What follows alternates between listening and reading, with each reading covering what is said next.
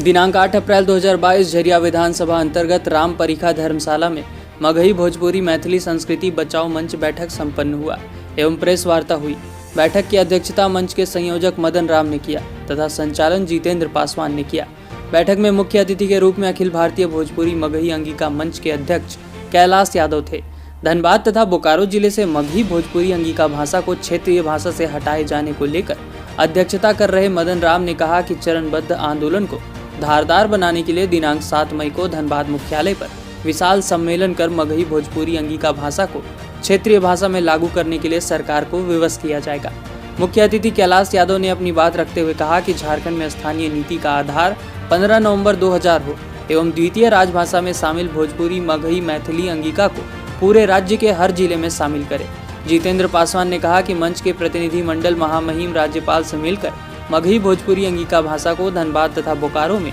क्षेत्रीय भाषा में शामिल कराने की मांग को लेकर जल्द मिलने पहुंचेंगे। आज के कार्यक्रम में मुख्य रूप से उपस्थित थे वार्ड पार्षद शैलेंद्र सिंह, मंच के संस्थापक सदस्य अभिषेक सिंह, भूपेंद्र नारायण सिंह, सुबोध ठाकुर, रविंद्र प्रसाद यादव, विजय सिंह, मनन यादव आदि लोग उपस्थित थे। धनबाद तथा बोकारो जिले से मगही भोजपुरी अंगिका भाषा को जिस तरह से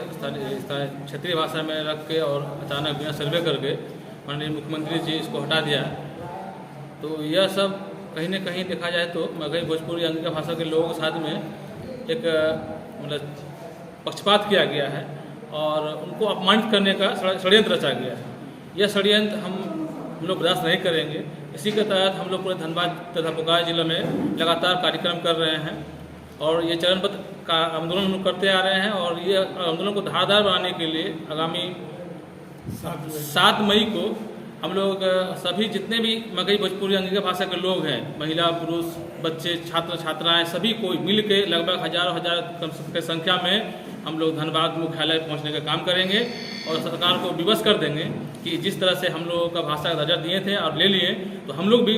सरकार को गिराने का भी सक्षम है और सरकार गिरा सकते हैं और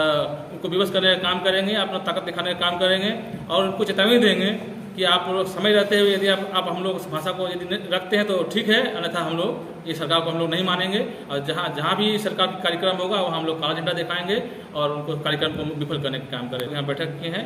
और इसको सफल करेंगे। इस कार्यक्रम हम लोगों को कार्यक्रम को साथ देने के लिए हम लोग राशि चल के कैलाश जी हम लोग उपस्थित हुए हैं। हम लोग को विश्वास दिलाया है कि इस भाषा को लेकर हम लोग जितना भी हो सके हम लोग साथ देंगे और जब तक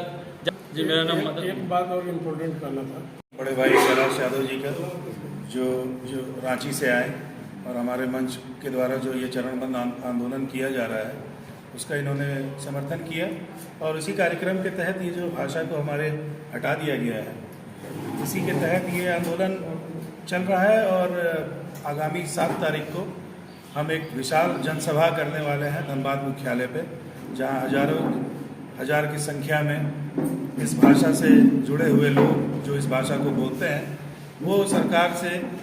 मांग करेंगे कि जिस तरह से बिना मांगे आपने पहले तो दे दिया और बिना किसी आधार के आपने इसको हटा के जो हमें अपमानित किया है उसकी हम घोर निंदा करते हैं और इस भाषा को पुनः धनबाद बोकारो में ही नहीं अब पूरे 24 जो ज़िले हैं झारखंड के उसमें इनको लागू करना होगा और ये आंदोलन चलता रहेगा। मुख्य रूप से युवाओं को क्या तो यही कहना है कि आप इस चीज़ को समझिए क्योंकि ये एक प्रायोजित आंदोलन किया गया और एक बेबुनियाद आंदोलन किया गया जिसका कोई आधार नहीं था। भाषा के आधार पे कभी किसी राष्ट्र का या राज्य का निर्माण कहीं नहीं होता है और उनको अभी ये पता नहीं है कि उनसे क्या छीना जा रहा है। जब तक उनको ये एहसास होगा तब तक बहुत शायद लेट हो चुका होगा और हो सकता है ये झारखंड जो है इसको कश्मीर बना दिया जाएगा। नाम अभिषेक सिंह और मैं मगही भोजपुरी मैथिली संस्कृति बचाओ मंच का संस्थापक प्रभारी हूँ। देखिए, आज की जो बैठक थी एक शिष्टाचार बैठक थी। हमें खुशी हुआ कि धनबाद में जहाँ से भाषा के विवाद की बुनियाद हुई और वहाँ के लोग आज जागृत हैं अपने योग्यता और अपनी क्षमता के हिसाब से आवाज़ बुलंद कर रहे हैं, सरकार को प्रशासन को जगाने का काम कर रहे हैं, मांग कर रहे हैं। तो उस आवाज़ को हम बुलंद करने के लिए हम यहाँ धनबाद में हैं और उसको ताकत देने के लिए हम आए। कि चूंकि हमारा और इनका संस्कृति और हमारा और इनका सोच एक है, और कहीं ना कहीं भोजपुरी, मगही, मैथिली, अंगिका बोलने वालों के साथ में अन्याय हुआ है झारखंड में, और अन्याय के रास्ते पर सरकार चली है। तो सरकार इसको बहुत आगे तक नहीं जाए, इस पर ब्रेक लगाए, और बोकारो धनबाद से जो भोजपुरी, मगही भाषा को, हमारा जो अंगिका भाषा को क्षेत्रीय भाषा से सूची से हटाया, उसको सरकार जो है कि फिर से निरस्त करे और बहाल करे। इसको जोड़ देने के लिए हम लोग आए कि आप जो है कि इस बात को उठा रहे हैं, तो हम लोग आपके साथ में हैं और सरकार को इस पर झुकना चाहिए,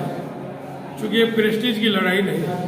हमारा जो है कि नैतिक और जो है हमारा मौलिक अधिकार है। ऑलरेडी द्वितीय राजभाषा में भोजपुरी, मगही, मैथिली, अंगिका की मान्यता मिला हुआ है। इस भाषा को जो है कि अगर राज्य में जोड़ा था, और इससे अगर सामाजिक समरसता बनती है, एकजुटता बनती है, भाईचारे बढ़ती है, तो इसको आप हटाया किस लिए, किसके दबाव में हटाए, और हटाने का आधार क्या है, आपको तो आधार बताना पड़ेगा। एक कानूनी मान्यता मिलने वाला भाषा को आप किस आधार पर हटा दिए, ये कि आपने चैलेंज किया है। हम नहीं चाहते कि चैलेंज नफरत के रास्ते पर बढ़े। माननीय मुख्यमंत्री जी, आप योग्य मुख्यमंत्री हैं। अभी आपने 1932 खतियान आधारित विषय पर विधानसभा पर ऐतिहासिक बयान देकर अब राज्य के 3.5 करोड़ लोगों को शांत करने का काम किया, और वास्तविकता बताया कि जो है कि खतियान आधारित स्थानीय नीति नहीं बन सकती। इसके लिए हम आपको साधुवाद देते हैं, बधाई देते हैं। लेकिन अगर भाषा पर भी आप जो है पूर्णविराम लगा दें और पुनः इस भाषा को सभी जिलों में लागू कर दें, तो इसके लिए भी हम लोग आपको साधुवाद देंगे। अन्यथा ये भाषा का हक जो है कि दिन प्रतिदिन बढ़ते जा रहा है, और हम लोग चाह रहे हैं कि शांतिपूर्वक इस बात को सरकार सुन ले, बोकारो धनबाद में पुनः बहाल करें, और राज्य के 24 जिला में